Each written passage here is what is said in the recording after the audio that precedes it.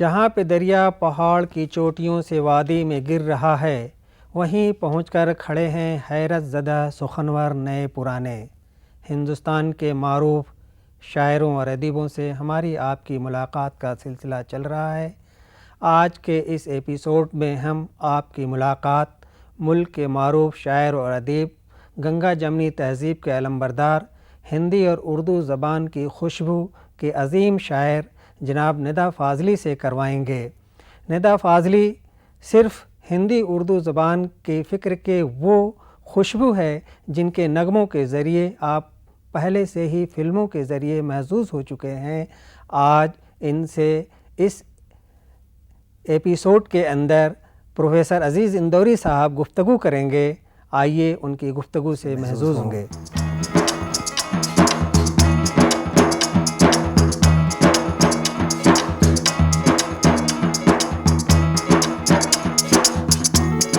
آج ہم اردو، ہندی اور انگریزی زبانوں پر ایک ساتھ عبور رکھنے والے ایک ایسے شاعر سے، ایک ایسے فنکار سے، ایک ایسے قلمکار سے روبرو ہیں جنہوں نے جنم تو لیا ہمارے صوبے میں، مدھیہ پردیش کے گوالیر میں، لیکن ساری دنیا کو اپنی فکر سے، اپنی چنتا سے، اپنی شاعری سے، اپنے لیکھ سے متوجہ کیا۔ ان کا نام ہے ندا فاضلی۔ وہ ایک شخصیت ہیں جنہوں نے پورے ہندوستانی سماج کو اپنی شاعری میں سمو دیا، اور یہ نتیجہ ہے کہ انہوں نے انگریزی سے لے کر ہندی اور ہندی سے لے کر اردو، تمام ادب، تمام ساہتیہ کا ایک ساتھ ایک ہی سانس میں بہت گہرائی سے ادھین کیا، مطالعہ کیا۔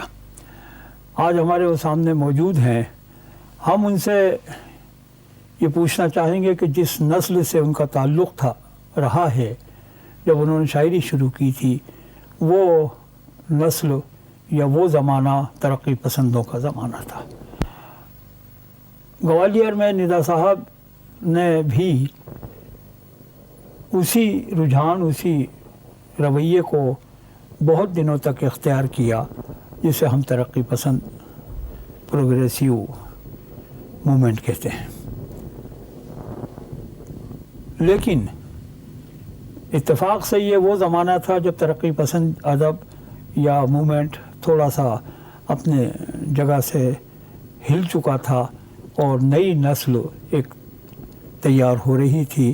ندا صاحب نے اس کو محسوس کرتے ہوئے اپنے آپ کو وہاں سے دور کیا اور ایک نئی روشنی کی طرف آپ نے اپنے ادبی سفر کو جاری رکھا۔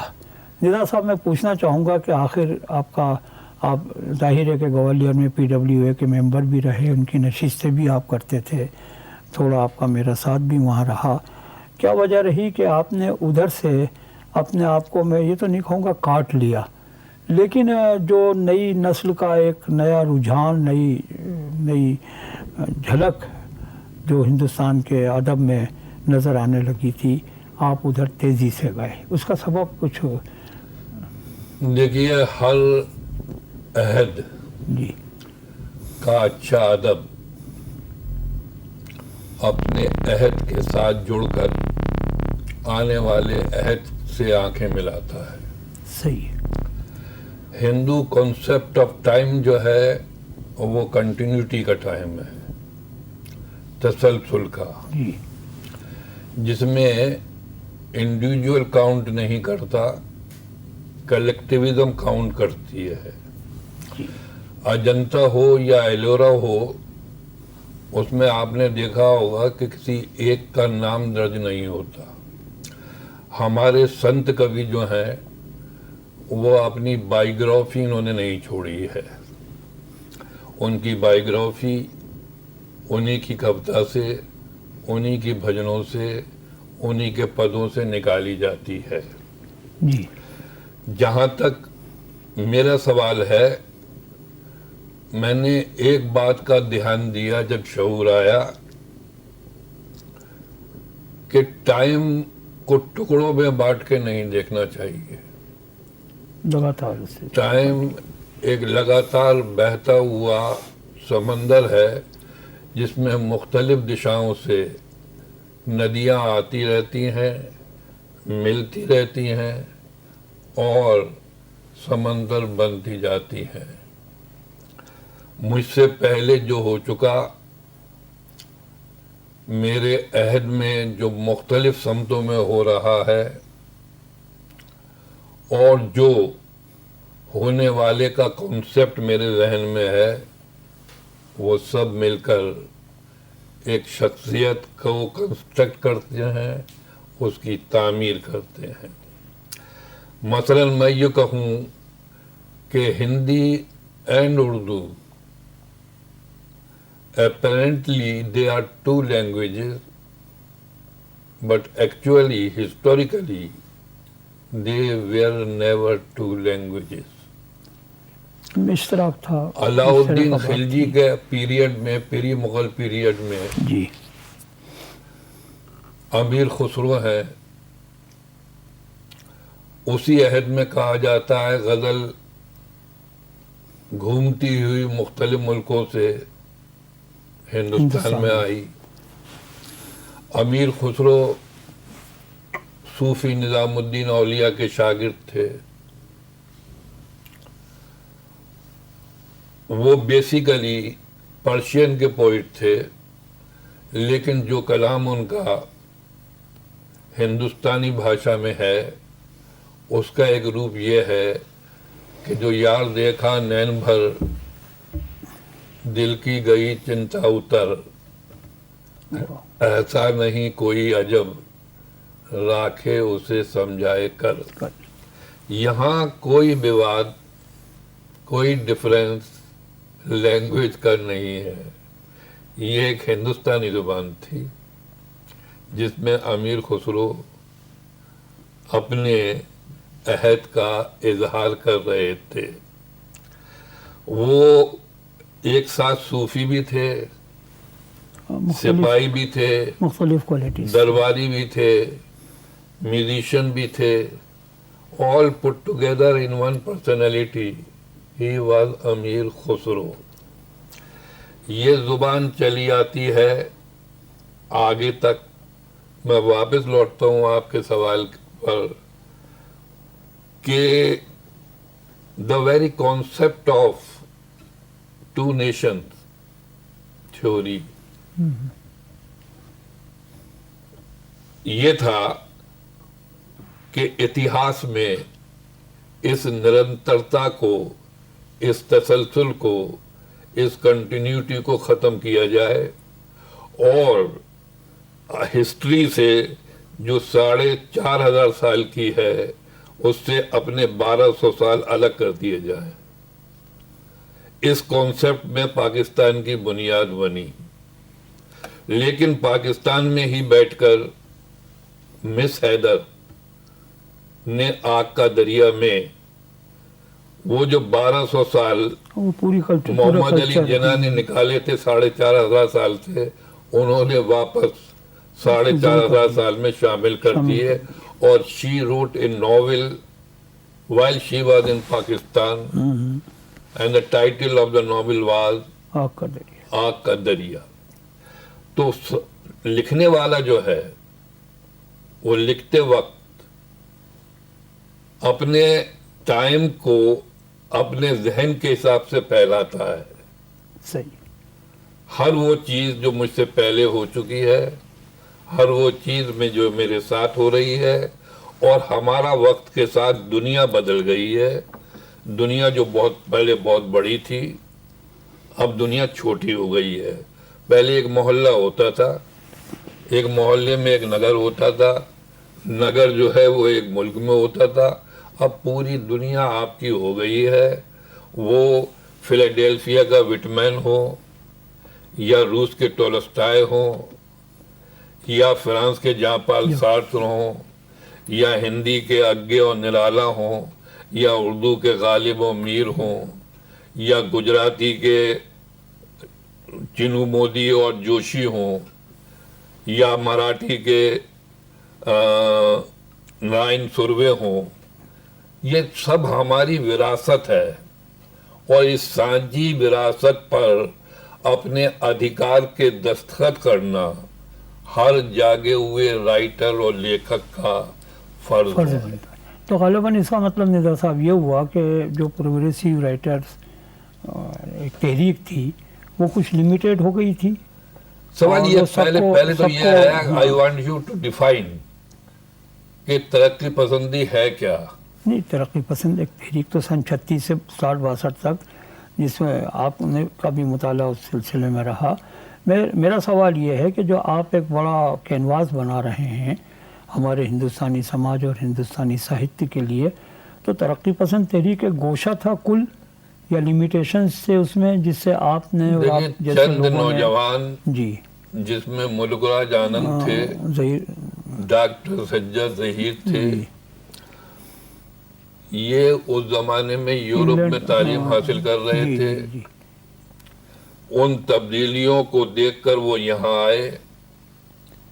लेकिन सवाल ये है कि साहित्य किस युग में समाज से अलग रहा है। यानी अगर आप ये देखिए कि अमीर खुसरो का कहना है कि खुसरो रैन सुहाग की जागी पी के संग, तन मेरा मन पीऊ का दोनों बहे एक रंग। ये जो कड़ी है, दोनों बहे एक रंग, यही कबीर दास के यहाँ थोड़े दिन के बाद यूं आता है, प्रेम गली अति साकरी तामे दोना समाई। यही आगे जाकर मोमिन की ये आता है कि तुम मेरे पास होते हो गोया जब कोई दूसरा नहीं होता। ये तसलसल सिलसिला चलता रहता है।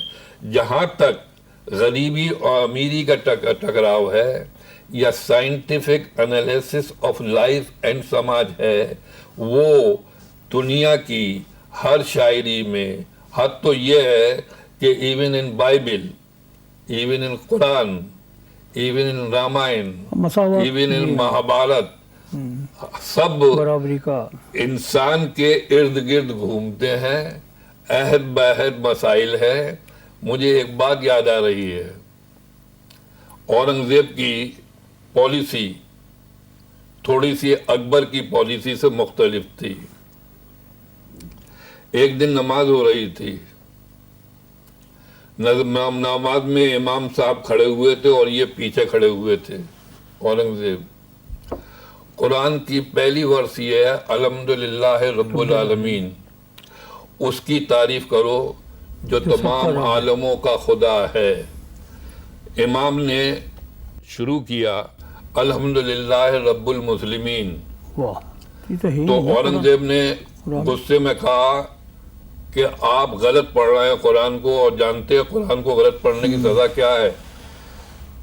इमाम ने जवाब दिया, हुजूर सजा कुछ भी हो, मैं कुरान को गलत इसलिए पढ़ रहा हूं कि बादशाह ये समझता है कि वो रब्बुल आलमीन नहीं है, सिर्फ मुसलमानों का ही खुदा है। तो जब ये हदें बन जाती हैं तब विवाद पैदा होते हैं। मुझे यहाँ पर फिर कबीर दास को दोहराऊंगा, 600 साल पहले के कबीर दास को, कि पोथी पढ़ पढ़ जगमुआ पंडित भया न कोय, ढाई आखर प्रेम का पढ़े सो पंडित होए।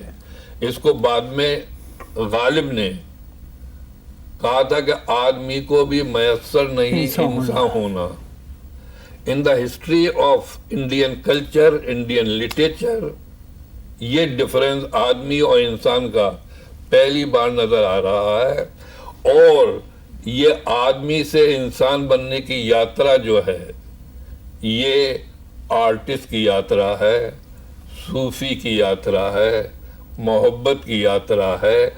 और जब इस राज यात्रा में झोल होना शुरू हो जाता है, झूठ शामिल होना शुरू हो जाता है, तो रामचरितमानस में जो तुलसी का राम है, वो जब सियासत से हाईजैक कर लिया जाता है, तो राम का चेहरा जो है तुलसी दास के यहाँ वही राम रास्ता दिखाता है, और जब राजनीति के हाथ में राम आ जाता है तो वो बच्चों को डराता है।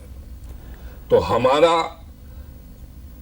जो मसला है वो जिगर साहब के शेर की तरह से है, उनका जो फर्ज हो वो अहले सियासत जाने, मेरा पैगाम मोहब्बत है जहाँ तक पहुँचे। नहीं निदा साहब, मेरी जो कहने का मतलब ये था कि ख़ास पीरियड 36 से 62 तक प्रेमचंद या उनके हमनवा जो यहाँ एक प्रोग्रेसिव फिक्र को डेवलप कर रहे थे, उसके बाद जो तब्दीली आई उन सब पर आप गुफ्तगू कर चुके हैं। मुझे यही समझ में नहीं आ रहा कि प्रोग्रेसिव फिक्र से आखिर क्या मतलब है। मतलब एक अहद साजी तो होती है निदा साहब। औरंगजेब के पीरियड में वली हैं, उनका शेर है कि मुफलिसी सब बाहर खोती है, मर्द का एतबार खोती है। आगे जाकर आज़ादी की लड़ाई में एक शायर हैं ब्रिजनाइन चकबस्त, उनका ताल्लुक फैजाबाद से था। उन्होंने कहा कि जुबा को बंद करें या मुझे असीर करें, मेरे ख्याल को बेड़ी पहना नहीं सकते। उनसे पहले हाली थे, शिबली थे, दत्तात्रेय कैफी थे। तो सवाल ये है कि समाजी शऊर, वक्त का युगबोध, सेंसिबिलिटी ऑफ द टाइम अदब में हमेशा रही है। इन्होंने क्या किया है, अब प्रोग्रेसिव 35-36 आप कह रहे हैं, रूस में टॉलस्टॉय का पीरियड और दूसरा है, और आपके चेखोव का पीरियड दूसरा है, पुष्किन का अलग है बिल्कुल जी। इस तरह से हकीकत में क्या है, हमारे यहाँ चंद नौजवानों ने, उस जमाने के नौजवानों ने कोशिश की कि यहाँ अदब को समाज से जोड़ना चाहिए। हालांकि प्रेमचंद उस वक़्त कफन की कहानी लिख चुके थे। आपके रविंद्रनाथ ठाकुर गीतांजलि, वो कबीर का के पदों का अनुवाद कर चुके थे। W.B. येट्स उस अनुवाद को देखकर हैरत में आ गए थे कि 2 युद्धों से, 2 वर्ल्ड वार से टूटा फूटा, रोता बिसूरता, चिल्लाता यूरोप जब आमने सामने आया कबीर की कविता के और कबीर के दर्शन के और कबीर के फिलॉसफी के, तो वो हैरत में आ गए। कबीर ने कहा था कि मुझे सुन सुन आए हासी, जल बिच, बीच मतलब बीच, जल बिच मीन प्यासी, मुझे सुन सुन आए हासी, घर में वस्तु नजर नहीं आवत, बन बन फिरत उदासी।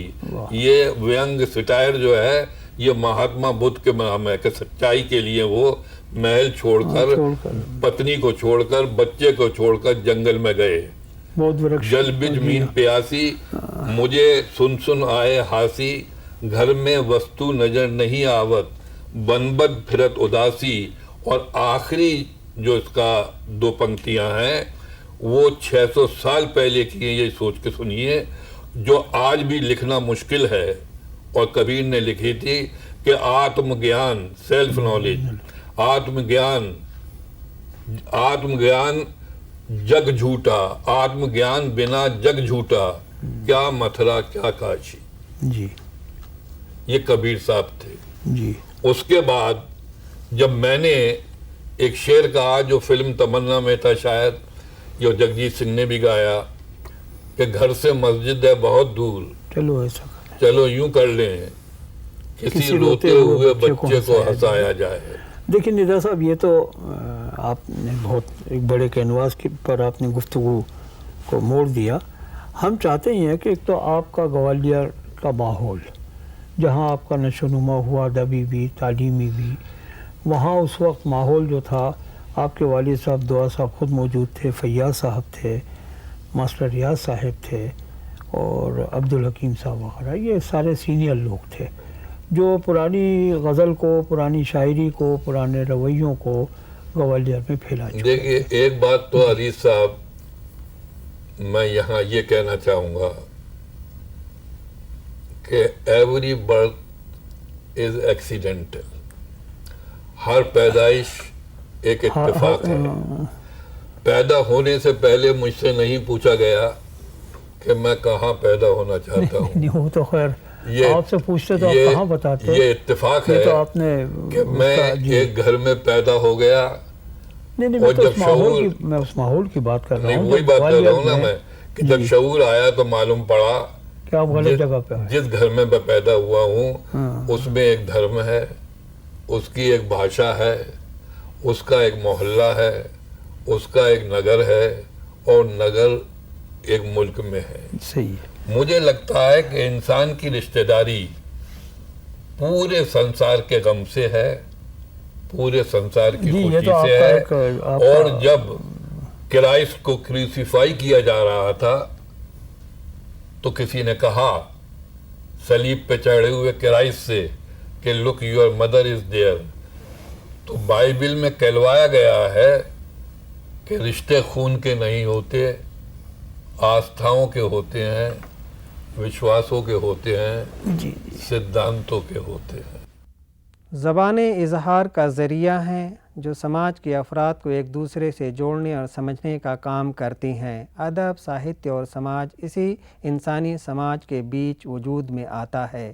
ادب، ساہتیہ اور سماج جب کسی عہد کے موڑ پر ایک دوسرے سے مل کر کام کرتے ہیں تو انسانیت فروغ پاتی ہے. آج کے اس ایپیسوڈ میں ندا فاضلی صاحب کچھ اسی طرح کے فکر و خیالات کا اظہار کر رہے تھے.